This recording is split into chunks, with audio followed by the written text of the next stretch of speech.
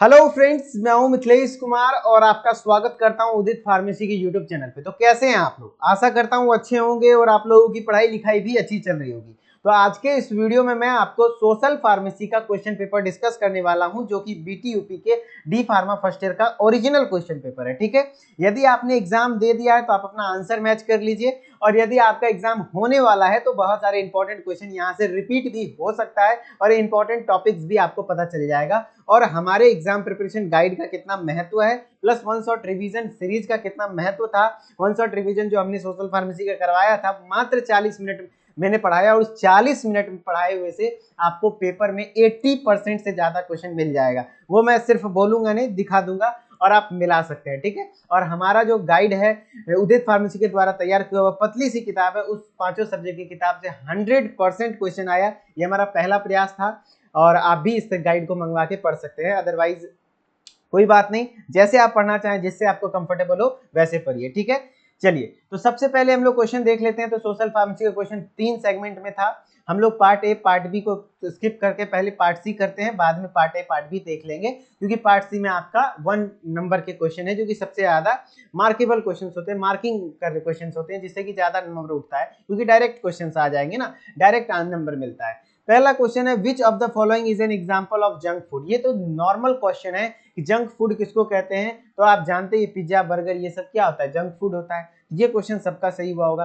Deficiency of iron causes which of the following disease. Iron की deficiency से कौन सा बीमारी होता है, तो हमने बताया था आपको एनीमिया होता है। अब आपका यदि एग्जाम नहीं हुआ है तो आप देख लीजिए, स्कर्वी के बारे में पूछ सकता है, तो ये भी बताया था कि विटामिन सी की कमी के कारण होता है, ये भी क्वेश्चन आया हुआ है। आगे नाइट ब्लाइंडनेस किस विटामिन की कमी के कारण होता है, तो विटामिन ए की कमी के कारण होता है। ग्वाइटर किसकी कमी के कारण होता है, तो आयोडीन की कमी के कारण होता है। सब चीजें बताई थी, उसी तरीके से ऑप्शन भी आया है। ठीक है, नेक्स्ट है, which of the following produces maximum noise pollution. Maximum noise pollution कौन जनरेट करता है, तो जेट इंजन करता है। कौन करता है, बाय जेट इंजन। ठीक है, नेक्स्ट है, which of the following is used as pesticide. Pesticide यानी कि कीड़े मकोड़ों को खेती वेती में पेस्ट को मारने के लिए जो इस्तेमाल किया जाता है, उस पेस्ट से राहत लाने के लिए वो कौन है, तो आप मेलेथियोइन होता है, क्या मेलेथोइन होता है। ठीक है, जो कि आपका पेस्टिसाइड होता है। ओके, चलिए नेक्स्ट है, which of the following is contraceptive device used by male. ये भी क्वेश्चन बताया हुआ था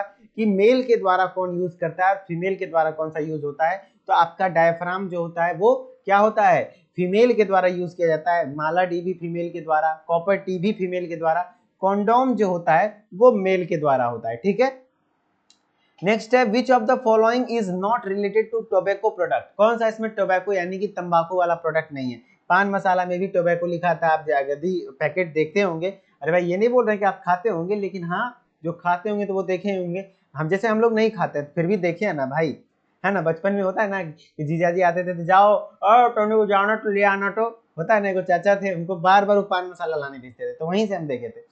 सिगरेट, उसमें भी टोबैको लिखा होता है क्लियर, और मुंह सड़ा हुआ दिखाया जाता है फोटो, जो कि कैंसर होता है। खैनी में तो होता ही है। तो आपका एल्कोहल जो है वो टोबैको नहीं होता उसमें। ठीक है, चलिए ये आंसर हो जाएगा।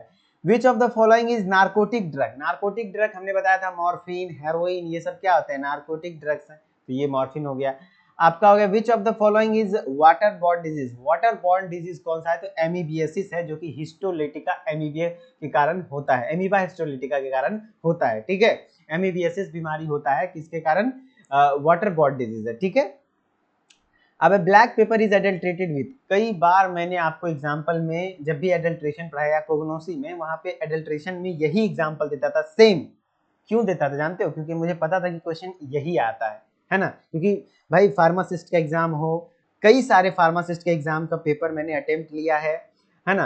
और कई सारे मतलब पेपर देखते रहता हूँ, क्वेश्चंस देखते रहता हूँ, अलग अलग स्टेट के क्वेश्चन, तो अनुभव हो गया है कि क्या क्वेश्चन आता है। ठीक है, तो वही चीजें एग्जाम्पल देता हूँ, इसीलिए मेरे मुंह से एक एक निकला हुआ मजाक भी कभी कभी क्वेश्चन बन जाता है, याद रखिएगा। इसीलिए हमें मजाक में, हल्के में तो बिल्कुल भी मत लीजिए। ठीक है, ब्लैक पेपर एडल्ट्रेट करते हैं, पता है ना, पपाया सीड। हंसते खेलते बताते थे कि पपाया सीड को हम लोग ब्लैक पेपर, काली मिर्ची, पका हुआ पपाया का बीज मिला देते थे, उसी भाव में बिक जाता है। Full form of IOD, IOD का फुल फॉर्म लास्ट टाइम मैंने रिवीजन में बता दिया था, इंट्रा यूटेराइन डिवाइसेस, है ना, इंट्रा यूटेराइन डिवाइसेस। एड्स का फुल फॉर्म लास्ट टाइम मैंने बता दिया था रिवीजन में, एक्वायर्ड इम्यूनोडेफिशिएंसी डिजीज। आप लोग के मन में सवाल आता होगा, सर तब तो ऐसे में सेकंड ईयर में भी लास्ट में पढ़ के पास हो जाएंगे। भैया सिर्फ पास होना है, नॉलेज चाहिए ना, एग्जिट एग्जाम पास करना है कि नहीं, है ना। और लास्ट टाइम पे भी उसी को याद रहेगा ना मेरा सारा बात, एक 40 मिनट में पूरा सारा चैप्टर पढ़ा दिए थे, पता है। वो सब बात आपके दिमाग में तभी घुसेगा जब आप साल भर पढ़े रहेंगे। इसीलिए कहता हूँ साल भर पढ़िए। साथ में सेकेंड ईयर का कोर्स हमारा लॉन्च हो चुका है, उस कोर्स में आप ज्वाइन करिए। वहाँ पे भी कुछ दिन में लाइव क्लास हम लोग स्टार्ट करेंगे और बहुत अच्छे तरीके से रिकॉर्डेड क्लासेस वहाँ अवेलेबल है। अभी से एक एक दो दो लेक्चर भी पढ़ेंगे, आपके एग्जाम के लिए बहुत ज्यादा बेनिफिशियल होगा, ठीक है। एक्वायर्ड इम्यूनोडेफिशिएंसी सिंड्रोम क्या होता है? एक्वायर्ड इम्यूनोडेफिशिएंसी सिंड्रोम होता है most commonly used chemical for artificial ripening. Artificially फल को पकाने के लिए किसका यूज करते हैं? तो calcium carbide. The loudness of noise is measured by, loudness of noise जो होता है ना, किस यूनिट में होता है, तब तो डेसिबल बोल देते कि डेसिबल में होता है, लेकिन आपका जो यहाँ पे बोला है loudness of noise measured by, तो साउंड लेवल मीटर होता है। क्या होता है? साउंड लेवल मीटर या फिर नॉइज लेवल मीटर होता है, उसके द्वारा नापा जाता है। Mantoux test last time revision में बता दिया था भैया, ये ट्यूबरकुलोसिस के लिए किया जाता है, डीबी के लिए किया जाता है, ठीक है। Permanent method for sterilization in female, female में जो परमानेंट मेथड होता है वो क्या होता है? उसके फेलोपियन ट्यूब को काट देते हैं, जिसको कि ट्यूबेक्टोमी कहते हैं। क्या कहते हैं? ट्यूबेक्टोमी कहते हैं। Deficiency of which vitamin causes scurvy, किस विटामिन की कमी से स्कर्वी बीमारी होता है?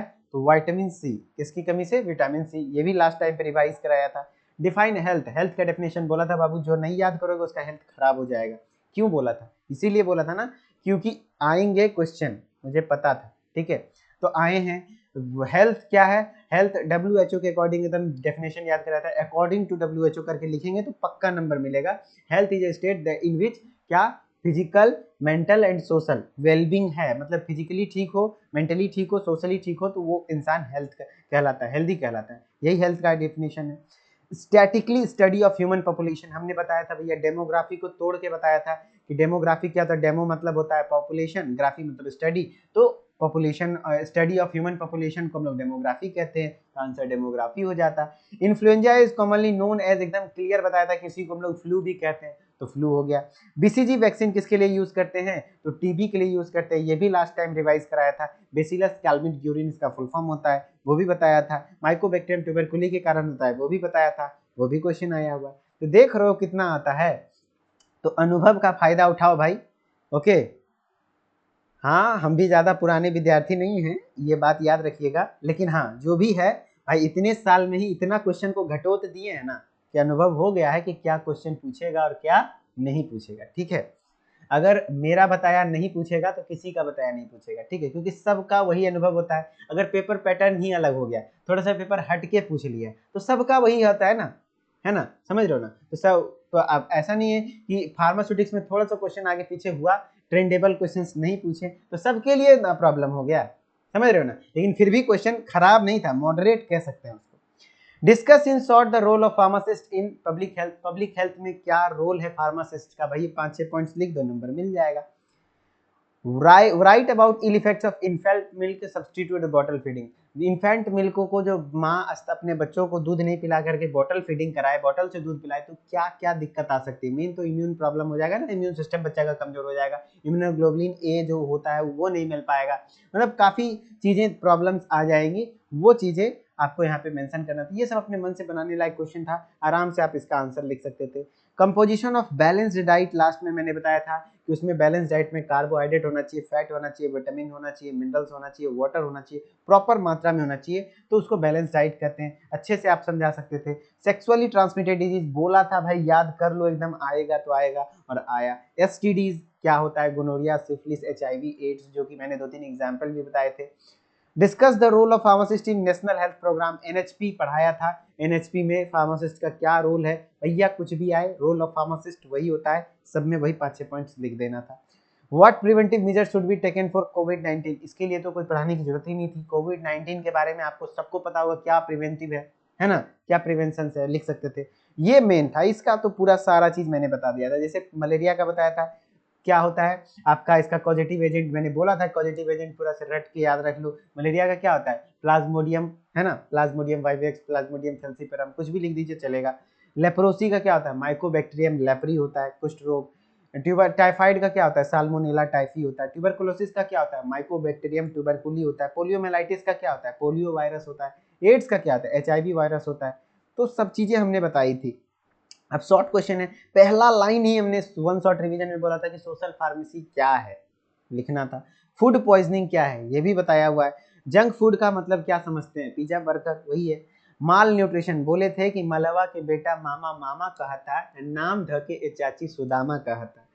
समझ रहे हो ना, काहे बोले थे, ताकि तुम्हारे दिमाग में सेट हो जाए कि माल न्यूट्रिशन से क्वेश्चन आते हैं। प्रोटीन एनर्जी माल न्यूट्रिशन भी बताया था, क्वासियोरकर मरासमस, वही लिखना था। Write the brief effect of noise pollution in our health, noise pollution का क्या प्रॉब्लम हो सकता है, ये चीजें आपको लिखनी थी।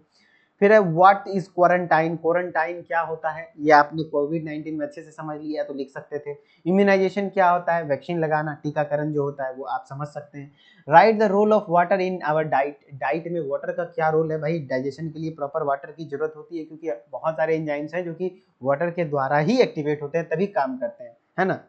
व्हाट इज फार्माको इकोनॉमिक्स, जब हमने pharmaco economics chapter last chapter पढ़ाया था तो बोला था बस इसका डेफिनेशन देख के जाओ, इसी से क्वेश्चन आएगा और ज्यादा इधर उधर देखने की जरूरत नहीं है, और वही हुआ। व्हाट आर न्यूट्रास्यूटिकल्स, न्यूट्रास्यूटिकल क्या होता है, हमने बताया था कि न्यूट्रास्यूटिकल क्या होता है, ऐसा हमारा सप्लीमेंट होता है जिसमें कि न्यूट्रिशनल चीजें भी होती है, फार्मास्यूटिकल चीजें भी होती है, हेल्थ बेनिफिट के साथ साथ मेडिसिनल बेनिफिट भी देता है ना।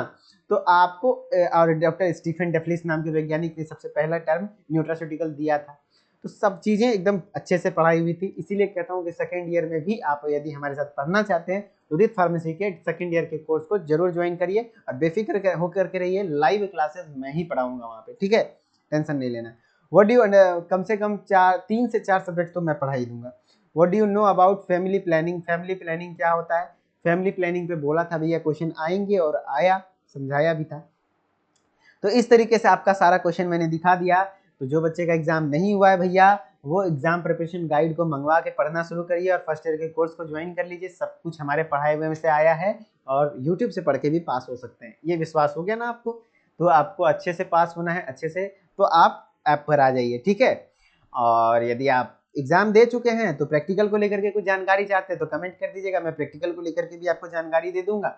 अदरवाइज सेकंड ईयर की तैयारी कुछ दिन में आप स्टार्ट करिए, अभी खुद को थोड़ा सा रिलैक्स दीजिए, ऐसा नहीं कि कल से सेकंड ईयर की पढ़ाई शुरू कर दीजिए, थोड़ा सा रिलैक्स एंजॉय करिए, मूड फ्रेश करिए, उसके बाद सेकंड ईयर के कोर्स में एक रिफ्रेश माइंड के साथ पर डे 1-2 घंटे पढ़ना शुरू कर दीजिए, बहुत अच्छा रहेगा आपका, ठीक है। चलिए, आई होप आपको वीडियो अच्छी लगी होगी, तो वीडियो को लाइक कर दीजिएगा और चैनल को सब्सक्राइब करके नोटिफिकेशन बेल को ऑन कर लीजिएगा। तो मिलते हैं किसी नेक्स्ट इन्फॉर्मेटिव वीडियोज में, तब तक के लिए धन्यवाद, ओके, बाय बाय।